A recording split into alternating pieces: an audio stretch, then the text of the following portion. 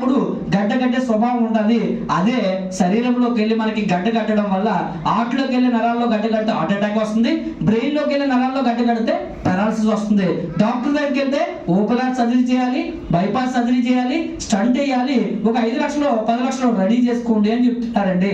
కేవలం మన కక్కుర్తి పడి ఈ రోజు ఒక 50 రూపాయలు 100 రూపాయలు తగ్గుతుంది కదా అని చెప్పి రకరకాల మార్కెట్లో మనం ఏం చేస్తామంటే తక్కువ రేటుకు దొరికే ఆయిల్ కొనుక్కొని తెచ్చుకొని తర్వాత రూపాయి కూడబెట్టి ఒకేసారి అమాంతంగా హాస్పిటల్ కొని చేస్తున్నాం డబ్బు అంతా.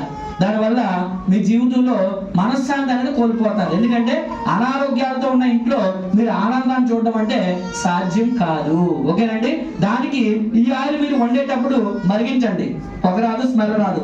ఒకవేళ ఈ ఆయిల్ని ఫ్రిడ్జ్ లో పెట్టండి, గడ్డగడ్డదు. బయట ఆయిల్ మీరు ఎప్పుడైనా కూర వండి ఫ్రిడ్జ్ లో పెడితే మిగిలిన కూరని మరలా తీసినప్పుడు పైన ఆయిల్ అంతా గడ్డగడుతుంది కదా.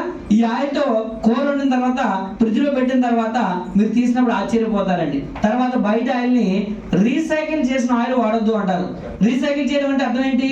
మీరు ఒకసారి పకోడీలు వేసి తీసేయారు, ఆయిల్ మరలా వినియోగించకూడదు. వినియోగిస్తే విపరీతంగా కొలెస్ట్రాల్ పెరిగిపోతుంది. మరి ఈ ఆయిల్ని 4 సార్లు పకోడీలు వేసి తీసిన తర్వాత కూడా అప్పుడు